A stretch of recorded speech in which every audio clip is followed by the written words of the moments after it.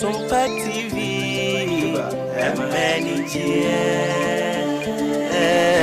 oh wisdom ni metie SOMPA FM hwe SOMPA TV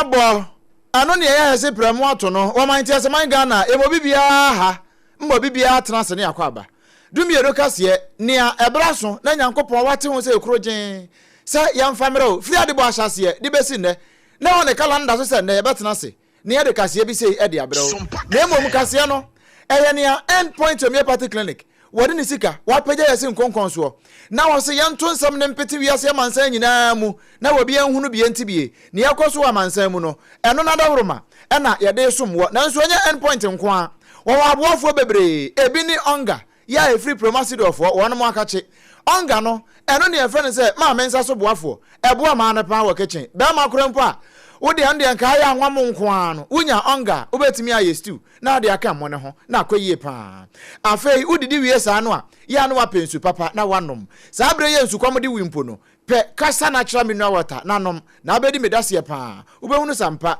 ensu de korato ano ya tro ho CASA ne aka nyina ye nkoso afei bia na wanum wato ensu yi kura wonom kura no wa hunu se ne ma nkoyie wanum no nhyada mfa nyese wantwi wosi o na emom no emfa ma wo kura waposo twetwenwa time herbal mixture wono so boye pia amane ma nyina etimi akonkan na ya tena se ewo SOMPA 106.5 FM so enkran hey sabre kro ye isa wo asantemantamu a baby awutie ya firi no eya SOMPA 93.1 hwe on say da so pepepe ana say ayiko 100.9 wonyina wo kumase wo mo ya asampatra ne wo hokama pa se wotwa bosompo akopie mu ewo France won ma hinkro pari no mu a adamfo pa radio na wutie no eya Ghana de no a pepepe SOMPA 101.1 won mo otakwa SOMPA 103.3 watakra de SOMPA 106.1 ewo tachiman SOMPA 98.9 ewo sunyane SOMPA 90.7 Kranza ena SOMPA 101.3 eno ewo doma yegina doma idie fire service for no nchen ho pe eya doma FM 100.7 wo bogum kama pa Kingdom 106.1 FM ewo Mankasim Kaneshi Urban Radio eno so ewo nkran ha ya Kaneshi Jakasiem ho ya wajigum correct pa afi wudi koda ne so ba bia radio fo ni nyina wo ne ya no ahwe SOMPA FM ye gina musa belaba ya tretre won ya kan nyina kama so on Facebook ne so a ba modern na check SOMPA 106.5 FM Accra YouTube no ya SOMPA FM live www.sompaonline.com so ya nsam for prince atabo atiada romanti ensam no ni mobrodo nchua no yakob bedemogu ho ubetimi akokenkan bie so on na Play Store ana App Store so a ya na wa download SOMPA online ya app o download ya ne yakoso fia ha nyina no wonso ani tua ne wani semu kama wano madawroma en wo moto nsam no epetin awia yi ya den nsam nam na poso bie ene se enkwanhia bi asi e wotake nkwanta ho na moso ama metini ne driver no metiri de woti nananam wonse do je nani sem no wode nsem no nyina bema ye mampanyi John Dramani Mahama so e de asem bi ato ebibremu aman empanyufo enimanyumre anase wie obetimo ensem onimanyamfo Haruna Idris se Ghana fo mo nkama akoma antom yem na IMF no ye namano pe ye free ma wie wo mo aneso na head count na promotion kra ma Ghana Education Service de kra taba e chese asandara tawa ni tu ya promoter Pandai MP eyadia nasem ekodi mu ewo court na natemo na ba wakasa e de afa ho wakasa ye no bebre wo si e ka ketua bi na nani na nso asam no e ba ma ne pa eno na yewra Vanderpool wono nso akasa se Pandai asam no de kura yo se chiniyefo eja kiredie na nso yewra dafia mapọ wodi bi atoso Wasem kroya ho ena dom kuma no ababonten ede nsem eto emrohye bedwam ene wonchia mehenanim se wonhwe na de sefata wasem wese bo ho no wontimi emfanto akwan mu. Wada number 3 Alhaji Mahmoud Bibi Baumia was say nyame ya adom na the next MPP government one ba appointment no wo de ba bro appointees no rough ene sika bag ma wo mo keka wo bi atua bi wei Aya election watch for ena wo ma watch. Ghana Armed Forces so etrese wode nhwemu bi egu akwamu ni nyina ne se pinche bi sie ma ekọ wi ase no na ensentre ni bi adehye bi abone femfram. Ye ba kwa ama no ne enura ene ye de betu wanim se UK mansoafo customer wo kọ China na wo kọ ye no ensem wo afiri akire ba no echenkuri. Ene afoforo no ene ye de bre o se premeto breakfast ebo e wo SOMPA 106.5 FM Accra ya enam abefo ntentan fidie no so eho ena betimi wadwe nkyere ne won kanto so akwa akoto SOMPA 106.5 FM e wo Facebook akenkan for triple man ejapia APAM DADAA awiabre mene madehye Ohene mabe ekua yeboa esia mabronya abrewatia ena afi Odomankoma chiame obrempong nana kwaku ampoma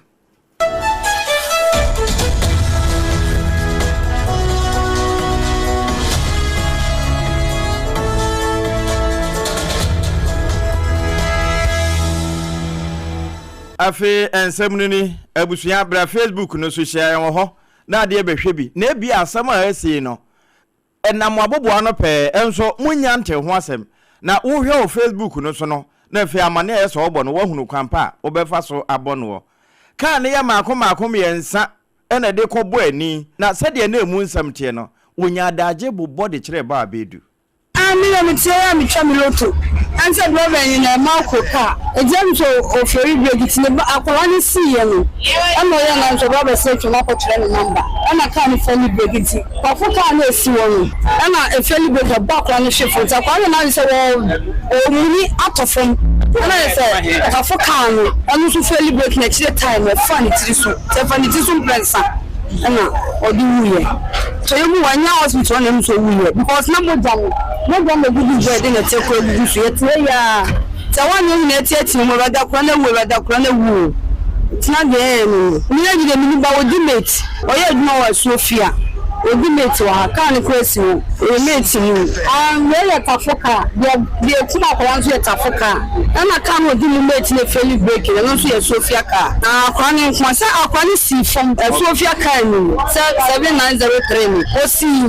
omu fi Sofia na ba to mo bi ta ko betwe na mo twa number wa ti de bebi nsi to si ye no na ka na feli bi bi ta bo ni hye to ya na ni so o be page ni mo asore na tafoka no o su feli break le bom na ka si na ka we lo di tafo to mo mutiti ni kana twice o mu sisi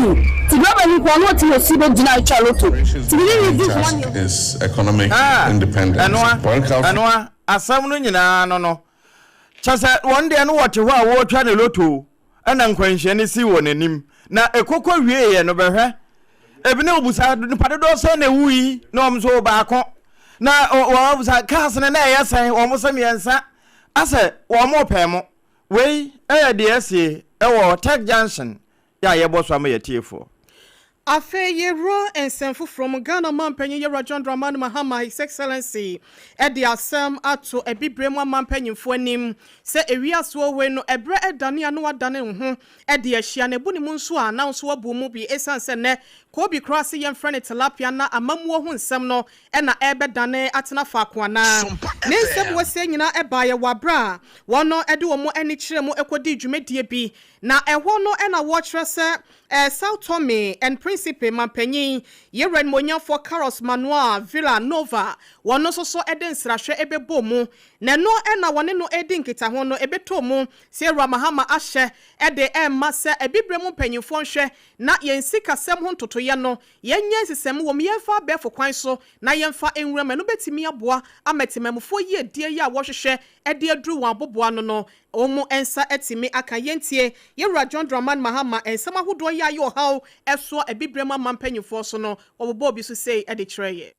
Our generation's defining task is economic independence. Political freedom without economic transformation is incomplete. We can no longer accept an economic model that consigns Africa to exporting raw materials and importing finished goods. That model is a neo-colonial arrangement that is designed to trap Africa in perpetual poverty. It is important for Africa to industrialize on the basis of its comparative advantages. Manufacturing and agro-processing creates jobs, they raise incomes, deepen skills, and anchor inclusive growth. They enable us to retain more value from our own resources and build resilient economies. And yet today, Africa's share of global manufacturing remains low, below 2%. Too many of our economies are locked into low productivity and primary production, compelling millions of young Africans to seek opportunities elsewhere. We must act urgently if we are to change this narrative.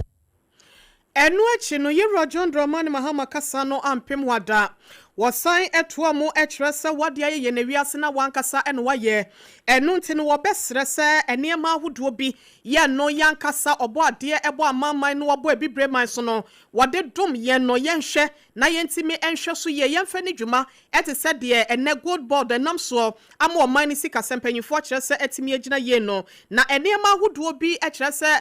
se ye fa sa kwan no so a se bia insurance ni ade na ye di rewura enwuma mu a big investment and also ebetwin yedie e wosikasem ho e de abre amamai.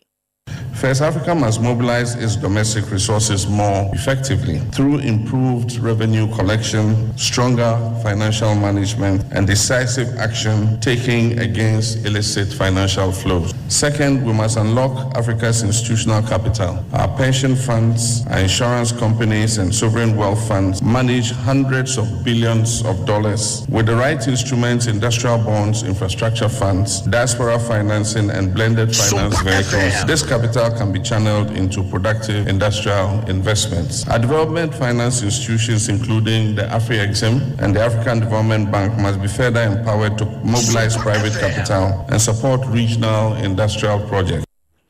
Ghana man penye semu se jata oti jata oma so prince wedi ye John Dramani Mahama ene ekotie no yi na ye to ansem ne so e de ani akire mu ewo ensam fufuro mu a na ye gina mu ewo osoafo ohwe enwumasua ensam so oni nyamfo ha na Idrisu na kache wono ana wo ka e de akire Ghana fo nyina se he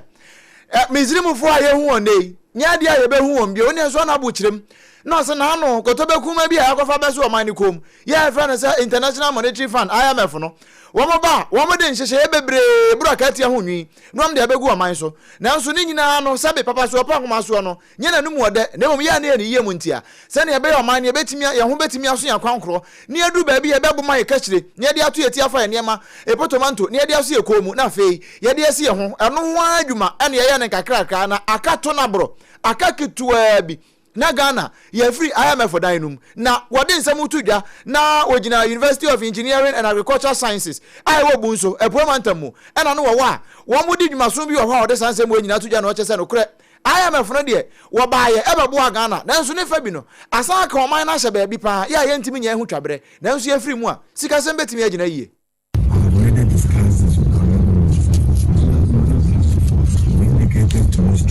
one of the most friendly concessional finance is that when it comes to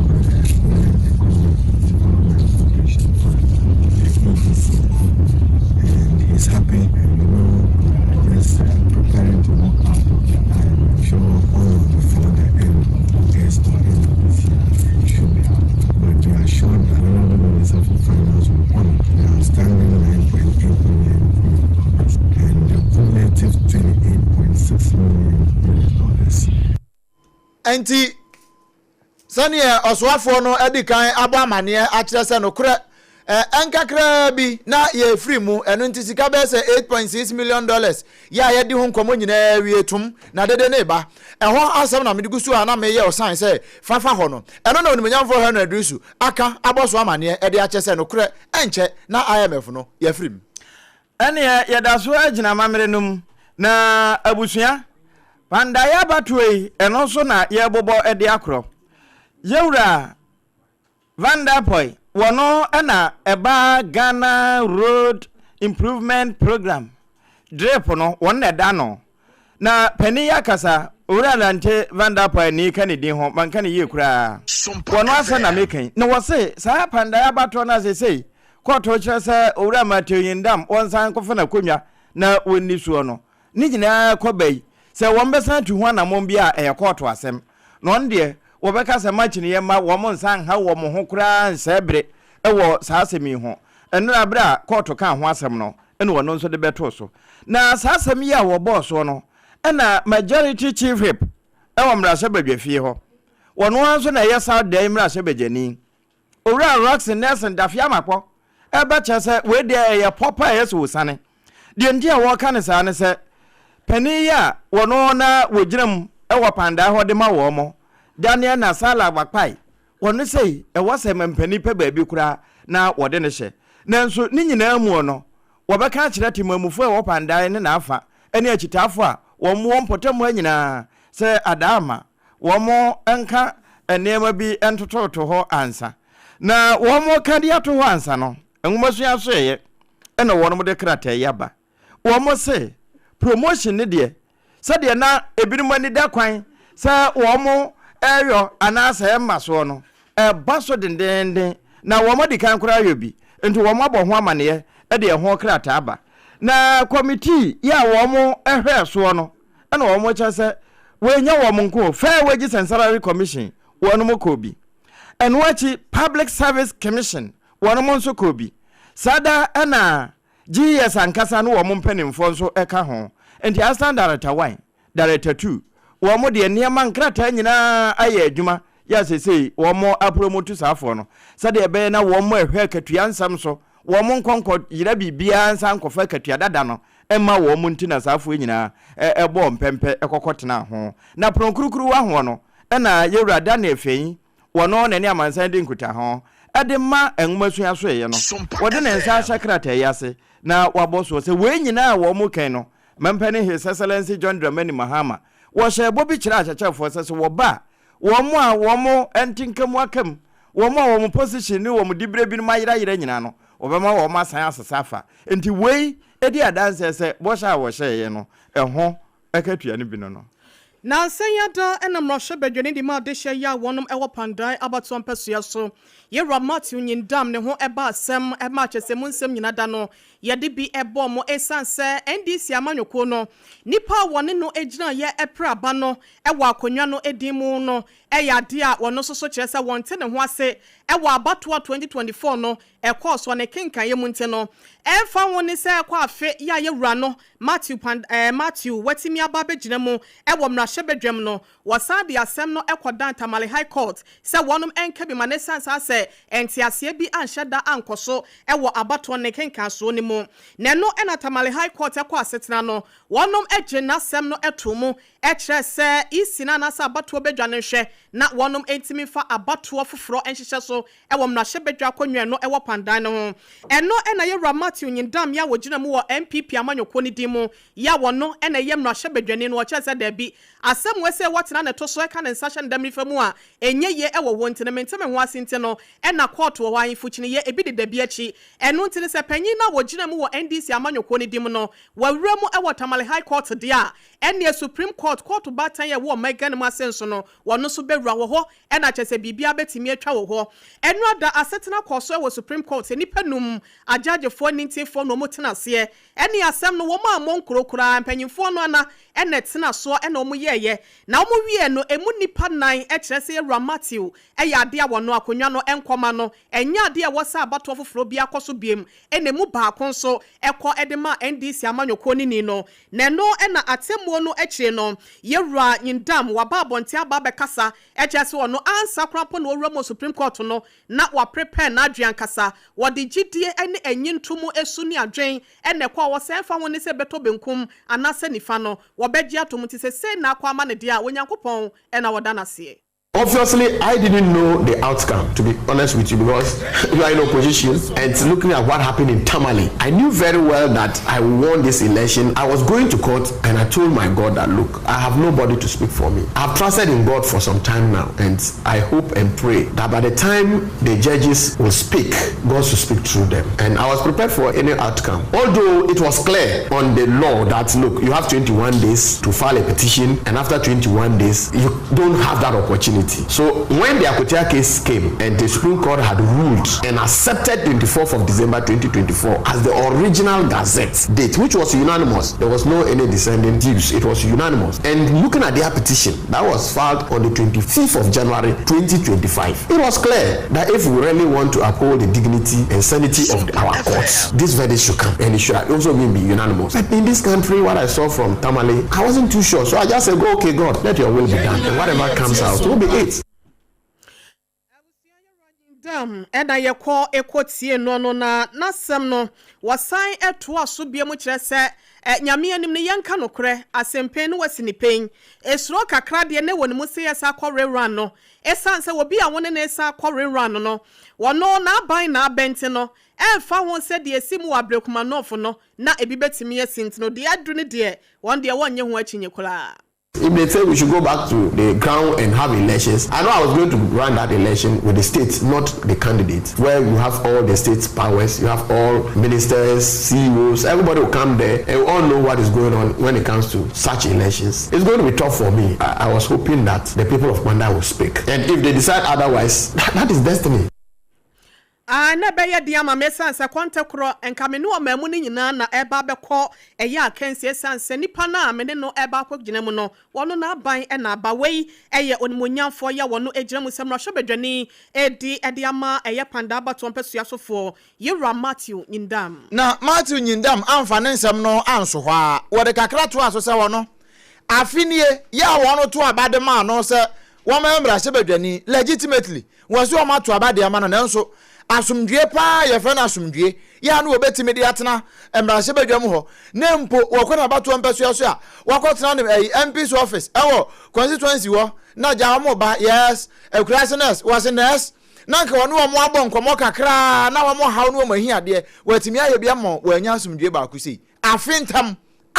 ne yede ne kokot wo wa na belifu de krata ba wo wa na wedi we ba wo je se wo nhye de nya asumdwe kura e na odi atena e ka ketua bi ka na ho jojoy. I feel that my God has spoken. It's been hell, to be honest with you. For 1 year now, I've never had peace to work as an MP. But I've been enduring it because that's part of the job. But on the 24th of November 2025, I was actually shocked by the decision by the High Court in Tamale. And it changed everything about me. I've seen the other side of Ghana, which is the judicial side. Honestly, I've never been to court. I'm 50 years now. I've never been to court. This is the first time. And I think that it's an experience no one want to go through. No one want to go through. And I always say that I don't wish any MP to go through the kind of experience I've gone through. So I won the elections. There's no debts, I can tell you. I've never cheated deliberately in life before. And you know me very well that 2013 I was in Parliament. The first time I won the Kwanda seats since 92. It's been in the hands of the NDC for 20 years. Until I came, advertised myself, availed myself to the people of Kwanda, and they elected me against all us. The sitting MP has been in Parliament for 20 years, and he was a minister even by then. I was just a classroom teacher, to be honest with you. But the people chose me ahead of him. I as a Krobiso, no a government teacher. Ena wamo tu abama na ma ne be MP. Wano so ne de na saa, wano class teacher bia, wo sa na wan kona, ena ode abedi MP. Na wei, wo be da nya asumdue, na wo san wo hokora no wote se, Tamale High Court say yampam no kura mfiri mra se bedwam ho. Ne yemfa kasha. Entwi na konwa so ne desk so nyina, ne yemfa ne din nyina mfiri paper mu se, wano parliament wo kora no. 2024, wan wini, wan timi ansi wo kora. In fact, wo ya shock price pa. Wei Matthew Nyindam, pandai mra se bedwani. Na sa shock price ya ho ana national coordinator Edema Drepo mechire district road improvement program no Yewra Lante Vanderpoy wono so de beto se de ekiniye ma no asem yesi aba wo mo so awoso wonsa no animanimu ya ma wo mo so de nsa anye se wo mo sa akotena ho court biu na pani wapa ebe ya mampani mpa baabi na wɔmfa ne nhyɛ na saa asɛm yi a wonya boss wa na saa da emra hyɛ badwani owura Nelson Roxen dafia mapo wɔno nso abia pa obi so bɛkyɛ sɛ no kwasɛm ni wɔn de baabi a nneɛma na ekeka kɔ ni nyinaa wɔbɛka kyerɛ kyitafo sɛ wɔn munye din na wasɛm di kan kɔto a na ɛno nkyerɛ sɛ wadi bim ɛno akyi no nso no wɔn ma wɔpanda so ma adwobrɛ mmra na sɛ tie bia wɔn se kyineyɛ nya de a wɔn ada akatama nso wɔn katama ni nyinaa so ama Ghana fo ehunu sɛ ampa wɔn de som papa ɛna ɛsom na deɛ wɔka yi ni. As a party, we are aggrieved by this decision, and therefore we will advise our candidate in the matter regarding the next step to take. But the court is a court of equity and of law. We should be interested in the Gazette notification published by the Assembly Press under the authority of the Electoral Commission that was brought to Parliament, for which people like me were sworn in. That cannot be a gazette that will be discounted by the court because it's a public document. The MPP cannot benefit from that gazette notification and come to court and say that that is not the proper document. When the Tamale court gave the decision in our favor, they called the court a kangaroo court. Today, when they got the court decision in their favor, they are singing the praises of the court. But we are law-abiding. We want to urge our teaming supporters, both here and in Pandai, to remain calm. This is not the end. The ruling of the court will be found according to the court's own decision by the 6th of February. Enti yenye ngrojefo mu de obia nka na koma nto ne yam emfa ho ne de wono mabo se yindam wonsan konkofa na kwanwa nenso sono mano ano bre atamale de ebaaye wo mo se kangaroo court enna edi ma wo mo wonsa wo mo boss afo na baso nenso wo mo aka akire nyina nya botere na ensem kronemu ena ye wo esanse ye wonpoano idi anwemu a ena ye gro wo asemu a eye enrada Supreme Court tena so ewo pandai no hyebedwa akonwa no eho no ena eye MPP edom ya wonom so ewo ayem na hyebedwa meche minority no wonom so edekrata ababonten na wonom ede aseda enema mpanyimfo PMfo a wotena se na wakam wontiri epam ho ede atemu no eba ye se wo hwe kwan ya wonom efa so na ampani ampase enya mpanyimfo ya wonom so ebu omeyi eba ya bamra ho ensem so enu no wodi hyeguo eho nsem ne abasobode ensem bo hyeahye a na ato ede ama Supreme Court ajagefo no na no na wosa ato aso de akire se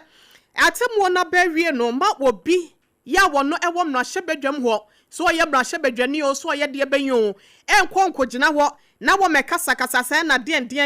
na ye wura Matthew nyindam eba mra hyebedwam ho a wo bekasa tia na se bia wo besese wo se ede akire no na no na wo sere se ekwan ye fa so na mansotwe no ehyase no mra hyebedwam wonom ekire se pandai abato mpeso so wo mra hyebedwa konwa e wo mra hyebedwam no wonom abutu na ese adavekante no enya ade a ebeda ho saa bre ya tebo na ba no wonom nhwe na wonom ensansesa enkyere se wo bi eteso a yefre no onmonya format unindam na no achi ne so no wade kokobo ede ema wo bi ase wo bi ani ho a woso eche Ghana amamra no se Supreme Court afa amamra no so na wonom ede atemu abade a ensemu a esefata se ye abato komisawo se ye empanyimfo ya wonom mra hyebedwam o sane a wonom esi ye eda na eniyema no na omo hyehyɛ eniyema no wonom nsanfa sasa ekwan akoro na so na wonom ensanfa ye wuranyindam ni nidie ni ebuo bia de sefata ene nkrata asɛm a wɔsesa ne nyina no wonsan emfanyina baabia ejina wode ne kasa no ebe wieye no watu bi ede machi amehene ya wono ewo mra hyebedwam Right Honorable Aban case for Smana Babin se wonhwe na twumedie ya ye de ahye ne nsa ewo mra hyebedwam no ma won kogina benkuma na senifa asemba wosre panyimfo se wonto won bo ase eya da so ahye wonsa no asemba wo pere wo ho ede ho atemu eba ninte no samamra no eba mu se pe wanhwa na ne ho dwumedie no ene wonom ede na koye de kakra de ama wonom te no wei ene ensem kakra dom kuma ya wonom so ewo mra hyebedwam no wonom ede abase yenka na empanyimfo nyina so ne Ghanafo nyina aso enti bi se empanya ya kasa de yewra Matthew nyindam wono ena Supreme Court ne amamra no ese wo yemra hyebedwani nte no wo bia fa sa buo ene ne die no enfama no etese de wo ye ede ma afoforo no yegusu gina mu awo endpoint to me party clinic kasia na wo peja yese nkonkon so se yemfa nsom wo no enum a na yegusu gina hwa mesi hwiebe ena ya wo ena nkona hwieye na china fie meto so na yenwura memenda mo memenda no num mo ma no nsia mo no ebinum be ende ewo end point asampa na meka kire wi say we ye de nia obi akoma ebebo no we beji enti say na say na besi we beka say normal because binum wo ho a o me yenum nanso binum wo ho no a wonim se obeja binum ebe yesa nanso sa opese wo siki abrabo no ansa na Saturday na dura bomoden ko end point homeopathy clinic yemfa homeopathy kwan na yemfa nhwo ehwa na wuduru ho a correct pa Dr. Adubuaten ane Dr. Kwaten wo mo ka tenten ni bomu a eye nkwa tenten ane wo mo de ma wo no bomoden afo ni kire mu end point homeopathy clinic efri wutri nua no kwasi ubowra no ba bia yade bia hinta bia no ye behwe ne ye afi wo na afi ye de homeopathy kwan no e de ama wo enyaresa na bia atimi akoyie pa e de ama wo ehwa no ye nkwa agina ne yebua nemo mamenka de we sei eya na hia me pa ba ya wo ne bema etu kwan na bema ni gya wo ho wo kwan mu mesi ubetimi ahwe nasum eno de all right nemo me asusubo no ye mpe se ma beboro bema wo mpe se e behwe wasum no abaye hichi ewa abonten enya nkwande na ye sotoro sansa wo ginigini obi baba no ko end point no ye mo na ayade ko end point ehwa na adu wa sa ayade sa no won sa beka no correct pa wo kro no mabo hia wa santemantam mu ena nkra ha ya anso Spinters Road, share signboard honwa, and we butu. Free numbers ito, Dr. Adubuaten was a friend. 0244 867 068 0244 867 068 and 0274 234 321 0274 234 321. Na one no abo enkomo. Afe yenwram ewo NPP wonu mo nsem no mu eno ntina medikan atwa kwan se wonu mo nkwa end point no na mi wuram na wo mo nsem wo ye gina mu sesi a no Alhaji Mahmoud Bebe Baumia wonu na kane no na wo ye wanu krapo wan kwa mrashe bedwamuda na emom kokko ho anu wo kwata mampani akufu ado akire mampani abedi akire na 2024 abato no wonu na gina mu ekura frank adema wo sunu kokro kwa amonyoko no wo we se faka no kure wonu wagitum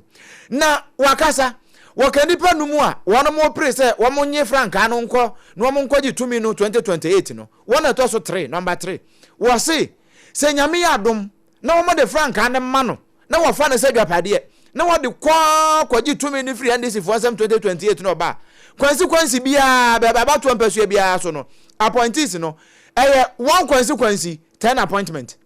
one consequence 10 appointment and ano comment say pilatu de ba ya na nka me sa nwe gu am gari mu se na asem no na no krepa na wogina simpie ni apaso ya wo ka no wo kire mu sei the same member constituencies no awarding constituencies no awarding beba yesa munya nipa akukudama omodonso ewo constituency no mu omobetimi aboa constituency no na ohwe appointments are president oya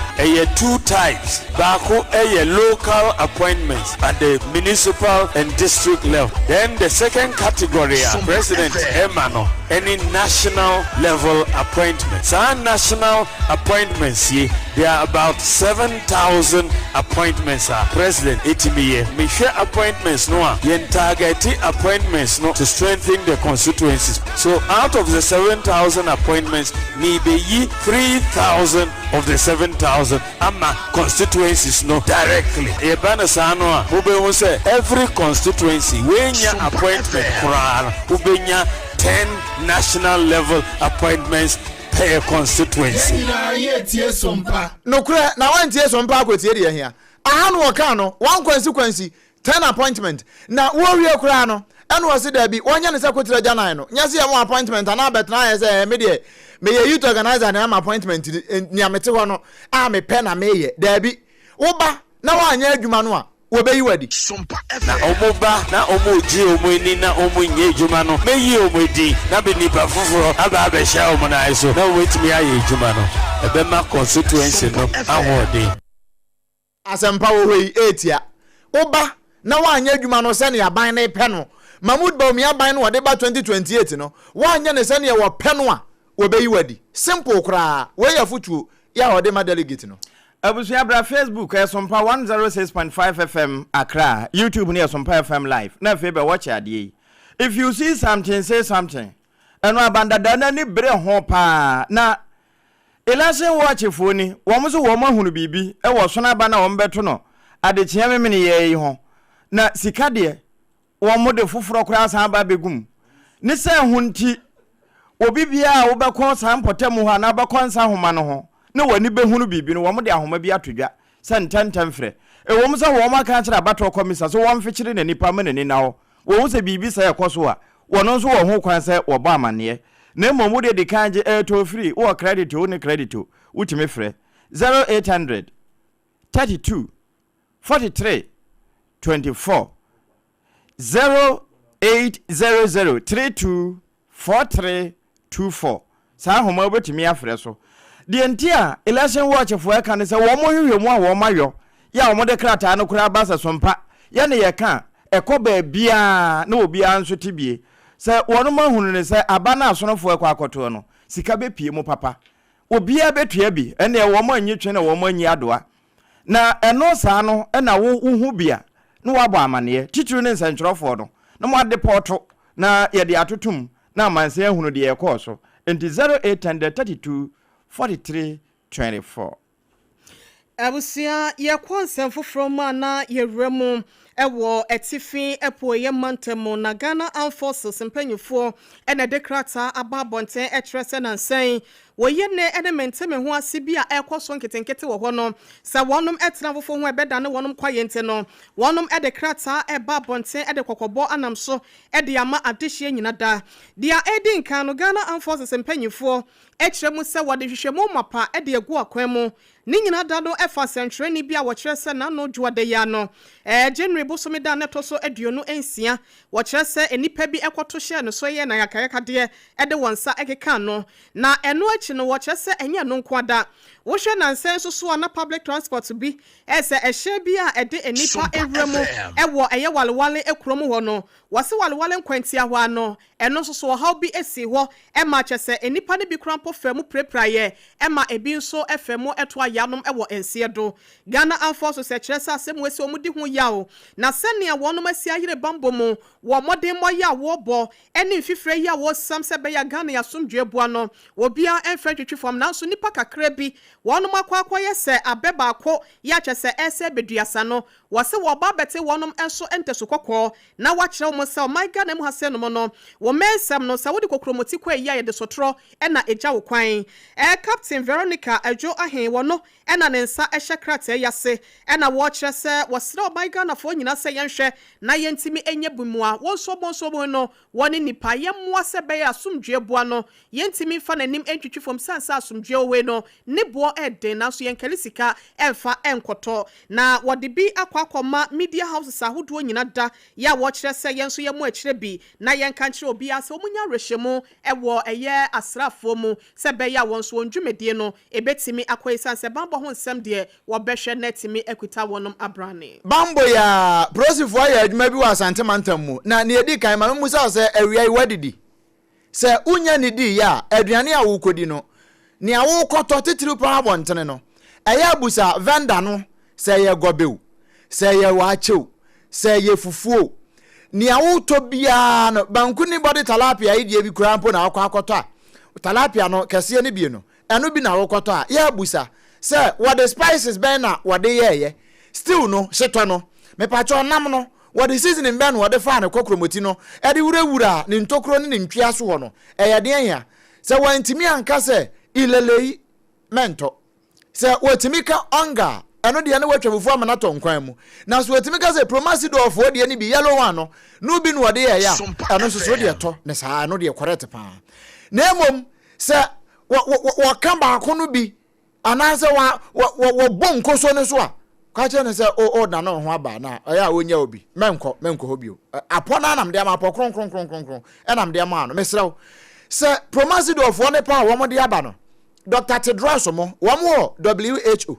ɛna miami aba Anita Kufuor wɔn wɔ FDA ɛno pɛ ɛna wɔn se menya ha na menka sɛ no ne papa no a ɛyɛ spices papa a wɔba di bɛɛma di panini di akwadaa di mmerewa ne nkɔkora nyinaa di bie ya problem bi ani akyire ɛyɛ onga mama helping hand wo de ye aduane a ekoyie mama eni nti bomoden na mama fa ye aduane na enkoyie ya na de kasa na kira mineral water no na de asi pono so na abusuafo na nya bia di anom na bibia atumi aye fine pa ensu papa a wono mu a asanka bia ni akiri ensu a wono mu a nkomi ebi ma ayem ene akwa akonya ayemtuo ana se ensu bone mu eyade bia eya kasa na kira mineral water ensu papa no nie mesrawo Kasaloma Ventures wadi nsu eba ye no wo enkran he ya back hospital na chi wo e wo taifa he ya enkran mesrawo numbers ni tie 0206 469 430 0206 469 430 and 0303 965 780 na one no abonkomo dwumade bia wudie ya behia nsuo no de eya Africa Saloma Ventures na yemfa nsuo no bi emfa mreo mi gina we so na mama amanfo nsuo no bi anom ewo Kumasi Asantemantam mu na prosifo adwuma won ya bono wa Asantemantam mu no kasa na kira mineral water na American for dem prosifo na wo ho no hwe won ache droba ni bi na droba na won che no ni din ni ye Atampugri akanyani wono na prosifo achi ni wo mchi no ketia lo itame na hwan won chi na no wakita Mercedes Benz Sprinter ni bi ni aka na Mercedes Benz no ne aha na da so no AC 718-25 Montronto aha o wetime dia ya de na wo mo chi no na wo mo ne nam asanso checkpoint one a wo ye adwuma be kwai ne aputu agya kwan no so wono a ena na wo no ye adwuma no firi wo mo chi no na ase ya bobo niema bi yellow bi sra bi ase sraps to ha no ena aha na guso no mo makoma jese bebre o ka kamba mu a be sa Hanson ene du 9 714 ena gu kai num ena wo mza krache die na wo mu no waso bi amande hwan amande o se akwa bi na de bra me wo keti ase memfa nkomo obi ewo be kwai ewo kra do so wabo ase ena wo de kwama nipa kro na wokwa wo nipa no be ma no 600 Ghana eno na wo de kwa sa no ena so ni nipa kro de ade no ase nipa no de ba me de mini no na ne ade kwama no so e waso no so mini no na so de bra ena wo mo che no kwa sha wanko na interrogate no no wo mo hwe no esa de no wo hwe se ne ade ne tie no a ya chuochuo niema bi egugu so but wo fe ho na wo tie sente no a asa yen Jamaican kontomrewi Indian hemp ne bi enu bi na wono mo aye ne sa na awo kama ene odi jatu mo se tatra da na Ashanti South Police Commander no ya friend DCOP Joseph Hammond wono na wone sompa kase ebo nkomo a wonya abotre woyi no one by one e kire mu kire yesi. The team intercepted a Sprinter Mercedes Benz with registration number AC 718-25 carrying the substance stashed in nylon sacks. A search conducted on the bags revealed 9 nylon bags full of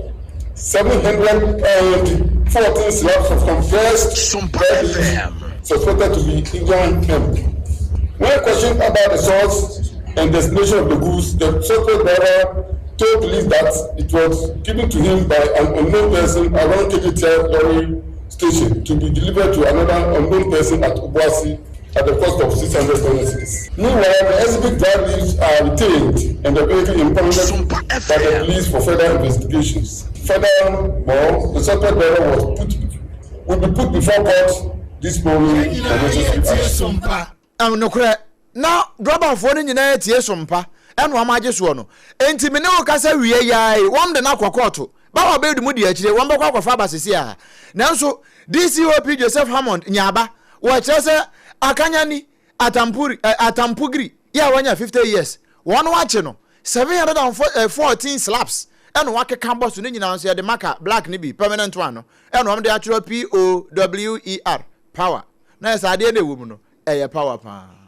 Ene ba bedu wonya we ya woto amane ye nyina no no wadi kan so kura na wura mpomfo so adi nkomo assembly member wo ho wo se Islamic fo aya de pa wo mo si suku dan fefefe adi misiri kura ka ho mosque ya wo mbetimi akọ ho akokaratu nanso we nyina no achachefo wo mbekira de ni ho ne sa ho nti won de wo koto asere se enwuma su aso ye na atie sompa wo mo mra wura mpo na ho electoral area no ade kire papa won be kire asuafo no aye bibie wo ho na wo de esa de wo si kan e fa achachefo ho ye ntie no mra That problem I have no say 2025 no business. Oma transfer teachers in school in mass transfer. I mean medical ntia ma ko ho abona obi enya no yie mama. Intima asem nya na me say schools no so bi nso wo ba ka senior school no teachers ni bi broso. Enti so oma transfer mo free wona se ba bi nso abroso dia o me teachers no kwa me ko exams. Ni problem nya no. I no know obi mfa so me hu ni so obi mfa so. Ebi say me tie teachers ni bi no o mu chase command mpanimfo ni bi. Ya transfer mo free. So last year and kwa ko exams. And o mo ko twi no mu ni teacher one kra no ma ko twi. And this year o mo say ko twi DA was science teacher ba ko na Islamic was science teacher ba ko as a math teacher ba. And no mo ko twi next 3 months or 2 months. Ara ho samuni o. E ba na sa wo mo ne wo mo wa kyerɛkyerɛfo tata so no. E na ekwa kwɔkyerɛ so hwɛ kro na o de so kato akoto no o kwɔkyerɛ no maame akato a wo so wa ye bɔne. Na no na honorable Brache ka say we dey GS. Monya me score. Because of challenges made out to say and I network, I electrification and water. Meaning I will be. I destroy it to a burning say Yesrena say Omo National Service no crisis say I am pimping is a great 1 year no teacher in the so be service for Nibia National Service for Nibia. On venom pimping na chimpos was so obey recruitment one more permanent teachers. Yeah, this ready. SOMPA. And okre obi etie bi na no na ebibusa se entiman na yetimu no esebio ya na adwene na ewo mu no na ye de no akeki ana sasa netie sa chechefo obi awie suku gufie wo mu sun se wo mu nya ade a wo mbe kire ebi nso ye brebre ko kire kura ade de be ma no na aye bibie wo ho eno no wo mu ka na wo mu de akwa akosi hene na we nyina no amanfo se tichafo no kura tifie anso yemfa wom ya omotete wo nyinaa na wom adwene no ekofom ne sa wom be hia time herbal mixture sansa malaria ka ho malaria chewa me se malaria kum enipa sin HIV ai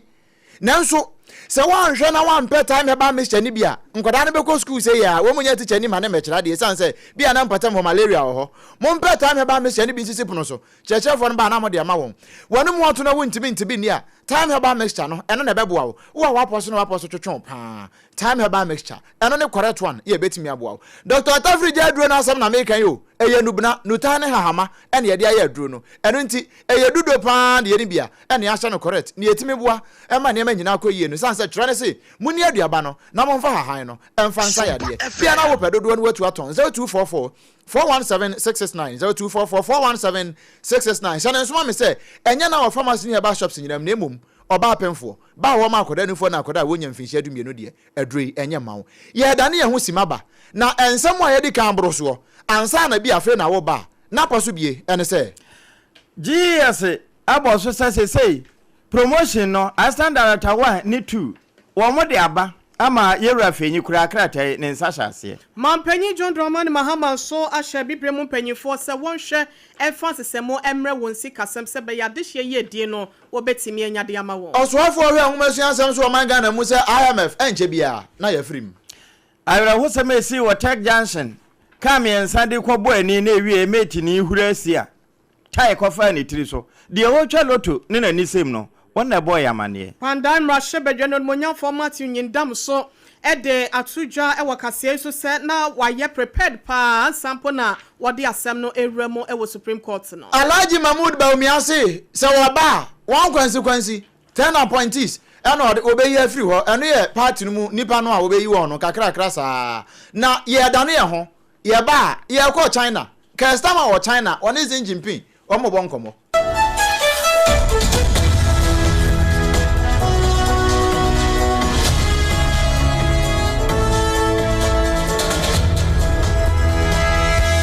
to me chenya oba eni peche mu ana dio bedachi nanso ubitimi abwana manenya pomodin free ni mofrase Janvita ye de milk papabi ni nutrivi aye ye nkwada eduane a eye de na ahodi a ewo mu no bo mofra pomodin anyo impeni fosweni chopa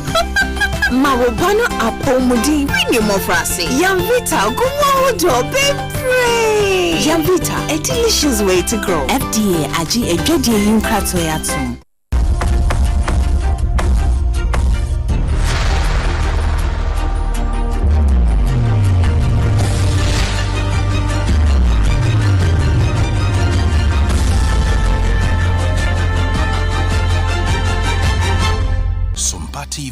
Emma Akatuapa. No kura Akatuapa no de ye de ane a wo beje san say wo somsompa ye kwapia mu wa China.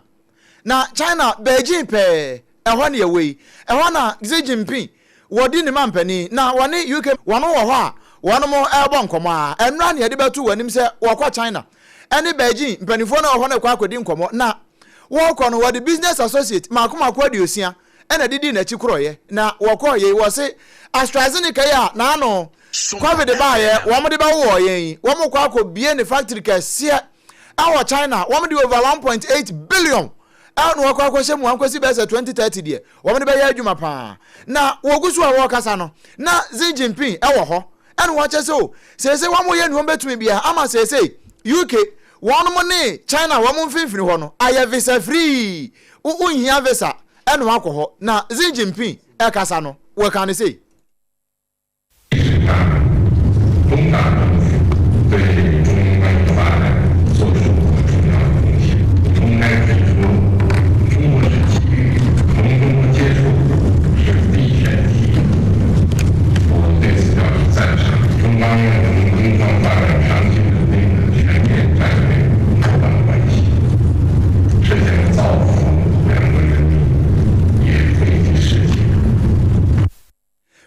Xi Jinping no ano ye China mampani anu wa kyerɛkyerɛ mu visa free na sane yo kan no wapoto wo China kasa no mu na no wo bi ta kyerɛ bɔkɔ na wo kyerɛkyerɛ mu nti na wante ase nti ne yo kan ye no na medical kan na anim ho no ne nyina mu no na customer wo no dead wo boni tirim ko sa kotra ota da ho ɛho no de ka AstraZeneca asɛm no de kyerɛ Xi Jinping sei. We had a very good, productive session with real concrete outcomes, and it was a real strengthening of the relationship, and that's in the national interest because, of course, there are huge opportunities here in China. It's the second biggest economy in the world, and that's why we've got such a big business delegation. A lot of the discussion was about how we open up access for those opportunities, focusing, as I always do, on how is this going to be delivered back in the United Kingdom, how does it benefit people back at home. And we made some really good progress on tariffs for whiskey, on visa-free travel to China, and on information exchange and cooperation on irregular migration, focusing particularly on small boats and engine parts. So a very good constructive meeting with real outcomes, and that's very much in our national interest. The relationship is in a good place, a strong place, and what I'd say to everybody here is that I always act in our national interest. Na wentie ha we enfa na bekwa kweti abenya ne sei SOMPA no nko a we eye se customer wona me ofa Trump nka ba akokora wona no wapie mo China wo che se kura de o me 15 billion investment and one dey kwa China na se niam nyina timi akoyi afa ufri UK na wo kwa China visa free no anso wakotwa ticket na ona wo kro no unhia visa bia obetimi akoye business e wo China aba China ni betimi aba UK no nso aba business no nso akwaba montia na mo sansan Sao Tome agreement wono sign China na UK free visa na bibia atumi aye fine customer ene yete ne nkan wesu ne yegina na yade kase no enyina aba na wieye na emom hye ne nso kase no eye ne endpoint homeopathy clinic wono nada woroma wo ena kase wode sika wode aso asene se yem free Ghana hankwa China ne yankofa nkomo bi sei emfa mere wo kɔ no nye ono nko ansan se ntasuo nko nante anga ye free promise do ho wonom so bo ni chidom correct pa kasa natural mineral water eni nsu a wonom nom ye ede ma ye de kɔ ye ma bibia kɔ yie na emom se ya poso ye ya ne ya nonom time herbal mixture eno ne adu papa no ne ya ekoyie pa sabre ya tena se ewo SOMPA 106.5 FM so wankran uko kumase a SOMPA 93.1 eno ye SOMPA adesu headquarters no afei ayiko 100.9 wono so kumase ya wajigu mu amanfo no nyina ayiko na sa wotisi ye ka sabon na yesa France for na duru ho eno ye wo ma hin kro Paris no Adamfo pa radio butu ho ya wo bogum SOMPA 101.1 e watakwa SOMPA 103.3 watakwa de SOMPA 106.1 eno watachiman SOMPA 98.9 wosunyane SOMPA 90.7 e won kranza SOMPA 101.3 e wadoma afi doma hwano a doma FM 100.7 wo bogum abopia ana afi Kingdom 106.1 FM ewa mankasim udi koda na so baby a Captain Amband no ubehu se ebo no ebo SOMPA FM ye gina mu aye tete won ya kare nyina wa radio side no ya ye piam gu emremeranum na baby atimi akon kan pa sa obomode na adu Facebook wa ya no ahwe SOMPA 106.5 FM Accra abombelet no ye ne kita yen e na fe YouTube ni ye Sompa FM live www.sompaonline.com so ensemi dodo na agu ho abetimi akwakenkan bi kana Shiaban radio wono so jinsemi e ba peten kana Shiaban kasiem e ma wo bia etie bi ewie ya kenkanfo ne ye baasa wadoma nkoma chiame wabrempon na kwaku ampoma meni me akua Oheneyere mame akua yeboa esia mabronya abrewatia enafe triple A man ejapia APAM DADAA